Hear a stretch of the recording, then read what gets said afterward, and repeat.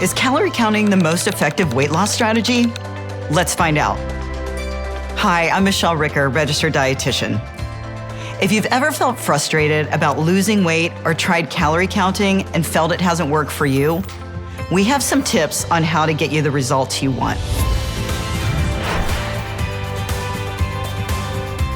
First, let's talk about why it's so hard.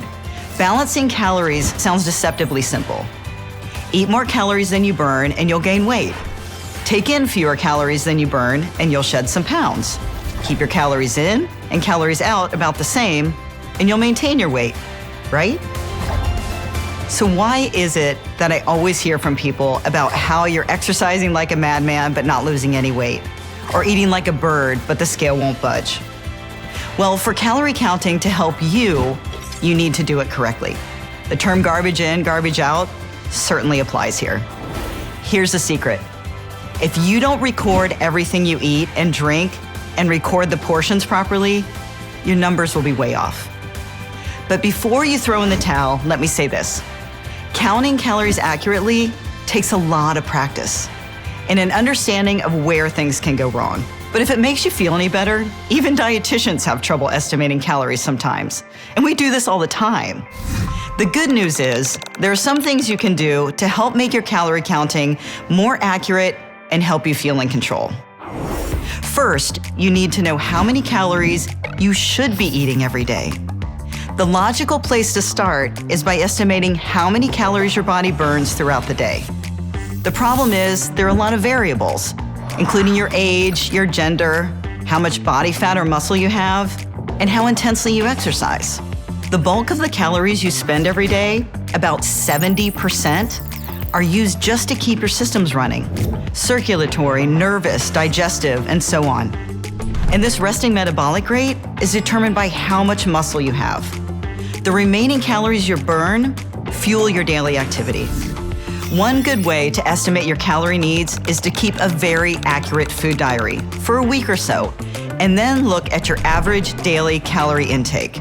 If your weight is stable, you're eating about the right number of calories. If you're gaining weight, you're eating more than you need. Stop counting your calories after you've eaten them. The best way to keep on track of your calories is to plan out what you need in advance and tally up the calories. Having a plan in place can make you more committed and keep you on track. Admittedly, it can be time-consuming to pre-plan.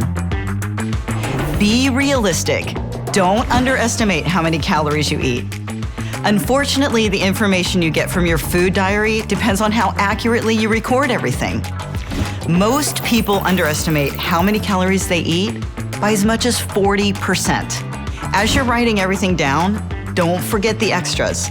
The condiments, the gravies and salad dressings, the sugar and cream in your coffee, the handful of crumbs you found at the bottom of the cookie jar, the few bites of pizza you ate standing at the kitchen sink. It all counts, every single bite. Weigh and measure. If you don't weigh and measure everything and rely instead on eyeballing your portions, you could be way off. I can't stress enough how important it is to weigh and measure as much as you can. And don't just rely on averages like half a chicken breast or a medium apple. I've seen cooked chicken breasts as small as 3 ounces or 100 grams and as large as 8 ounces or 250 grams. What you call a medium apple could in fact be twice as large as the standard size that's used to calculate the calories. And therefore, it has twice the calories too. Don't overestimate how many calories you burn when you exercise. Most people estimate that they burn 2 to 3 times more calories through exercise than they actually do. Your calories burned from exercise depends on a lot of things. Your body size, how long you're actually exercising, and how intensely you work out. No more rewarding yourself for working out by taking it easy the rest of the day. Maybe after exercising, you're convinced that you've burned up a lot more calories than you actually have, so you figure you've earned a treat. But adjusting your calories in as a result of exercise isn't the only way we compensate. Know the calorie counts of the foods you make at home. You might have a handful of recipes that you turn to frequently at home. If that's the case, it's worth taking a little extra time to test the calories in the entire recipe and then determine the calories per serving. Another plus, once you take a closer look at the calorie count of your recipe, you might want to give your recipe a makeover to lighten it up a bit. So, to recap, counting calories accurately can be a really effective way to lose weight because it makes you more aware of what you eat each day.